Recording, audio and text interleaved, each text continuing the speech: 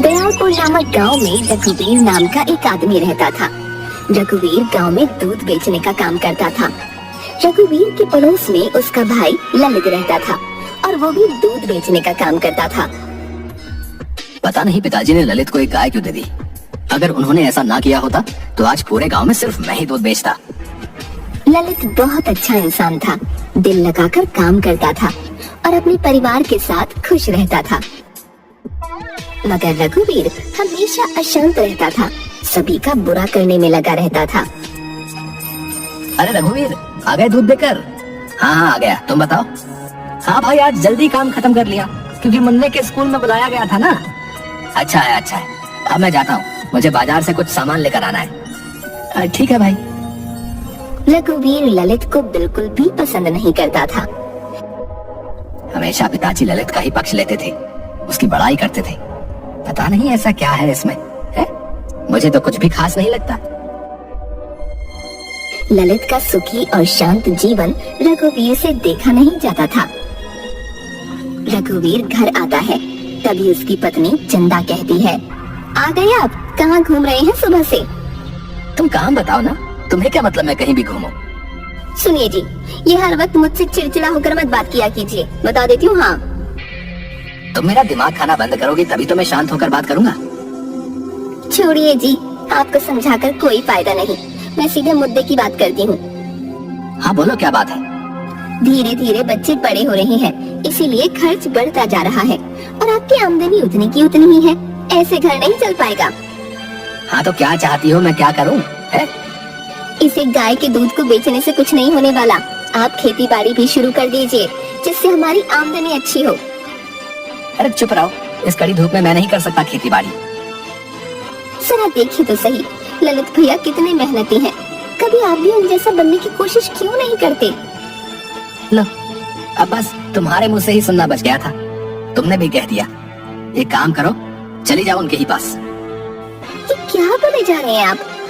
जरा भी समझ नहीं आप में, जो मन में आता है वो बोल देते हैं। मुझे नहीं बात करनी आपसे।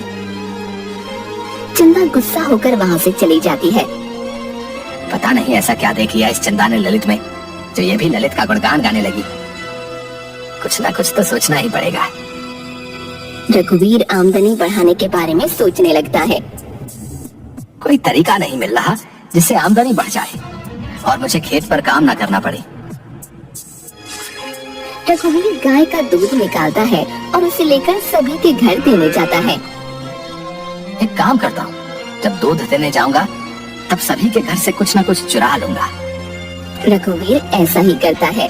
जिस भी ग्राहक के घर दूध देने जाता था, सभी के घर कुछ न कुछ चोरी कर लेता था और उन्हें बेच देता था। इस काम से भी कुछ खास पैसे नहीं मिल रहे हैं। इन छोटे मोटे सामानों को बेचकर 100-200 मिल पाते हैं। इसमें क्या होगा? कुछ बड़ा सोचना होगा। सभी को दूध देकर जब रघुवीर घर वापस आ रहा था, तभी उसकी नजर ललित पर पड़ती है। ललित एक ग्राहक को दूध दे रहा था। लीजिए भाई जी, 2 लीटर दूध। लाओ भाई लाओ। वैसे एक बात तो माननी पड़ेगी भाई, हैं? तुम बहुत ही अच्छा दूध देते हो भाई। मेरे घर में सभी लोग तुम्हारे दूध को बहुत पसंद करते हैं भाई। बस मिलावट वाला काम मैं नहीं करता, बाकी तो मेरी गाय है ही अच्छी। समझ लीजिए बस पिताजी का आशीर्वाद है। ठीक है भाई, ठीक है। अब मैं चलता हूँ, कल भी 2 लीटर दूध मेरे लिए रखना, ठीक है? हाँ जी जरूर। ललित साइकिल लेकर आगे बढ़ता है। अरे रघुवीर, तुम भी दूध देकर आ रहे हो क्या? हाँ, अभी थोड़ी देर पहले काम खत्म हुआ है, अब घर जा रहा हूँ। चल मैं भी घर ही जा रहा हूँ। रास्ते भर रघुवीर बहुत खुश था। घर आकर वो सोचता है, वाह, एक तरीका मिल गया जिससे मैं अच्छी कमाई कर पाऊंगा। अगले दिन रघुवीर बहुत जल्दी उठ जाता है, अपनी गाय का दूध निकाल लेता है और ललित के घर में झांक झांक कर देखने लगता है। जैसे ही ललित दूध निकाल कर अंदर जाता है, रघुवीर ललित के घर में घुस जाता है और उसके बर्तन से आधा दूध निकाल कर अपने पास रख लेता है और बाकी में पानी मिलाकर वहाँ से भाग जाता है। ललित अंदर से आता है। चलो दूध देकर आता हूँ। रघुवीर पहले की ही तरह अपने सभी ग्राहकों को दूध दे देता है और साथ ही ललित के पास से चुराया हुआ आधा दूध घूम घूम कर बेच देता है। वाह, क्या दिमाग लगाया मैंने। इस तरीके से तो अभी मेरी अच्छी कमाई होगी। साथ ही आने वाले दिन में ललित के ग्राहक भी कम होंगे और वो भी मेरे पास ही आएंगे। ग्राहक बढ़ जाएंगे तो अभी से भी ज्यादा पैसे आएंगे हैं। ललित पर वर्षों से भरोसा होने के कारण कोई भी ग्राहक ललित से दूध की शिकायत नहीं कर रहा था। अब तक लोगों ने ललित से दूध की शिकायत करनी क्यों नहीं शुरू की?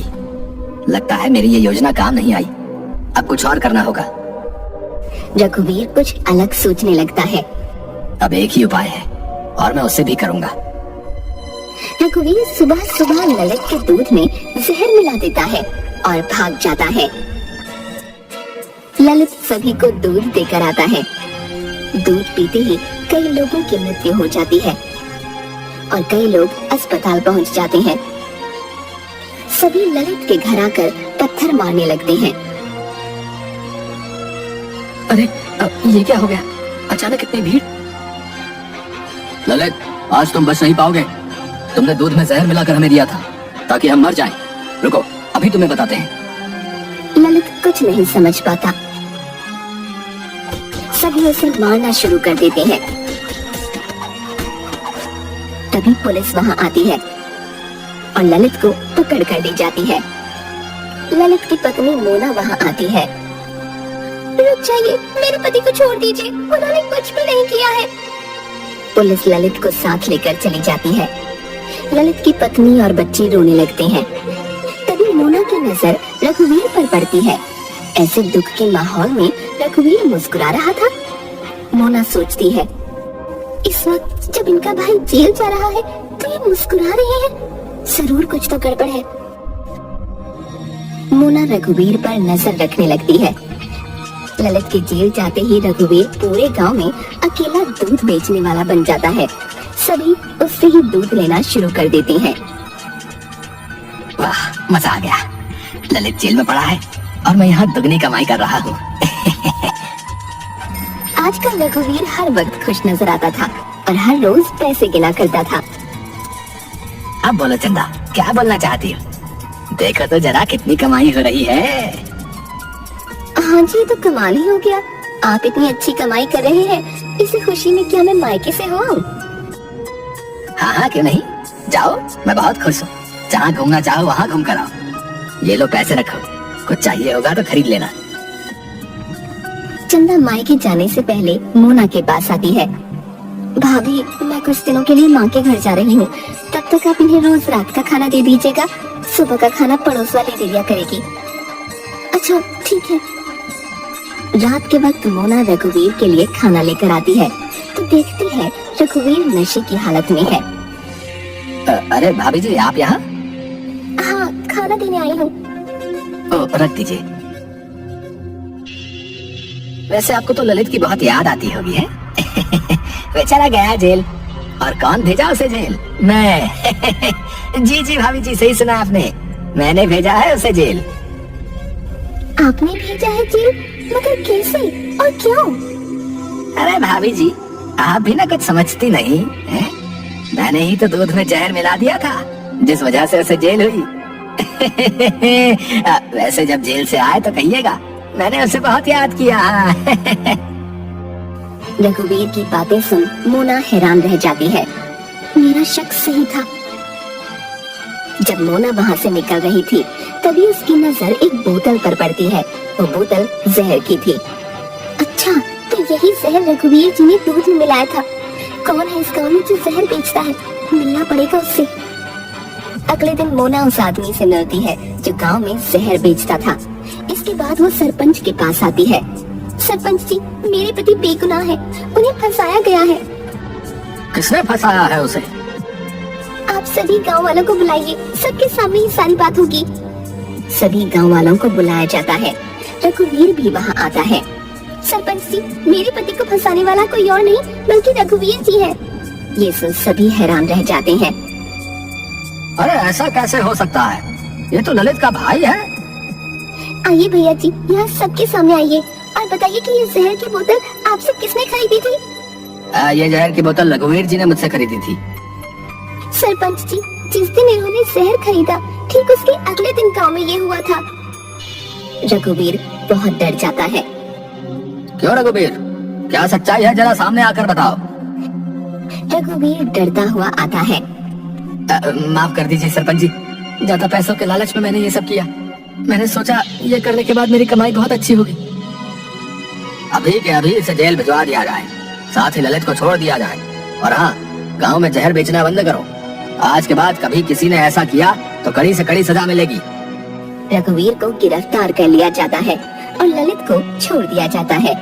सभी गांव वाले ललित से माफी मांगते हैं और वापस ललित से दूध लेना शुरू कर देते हैं।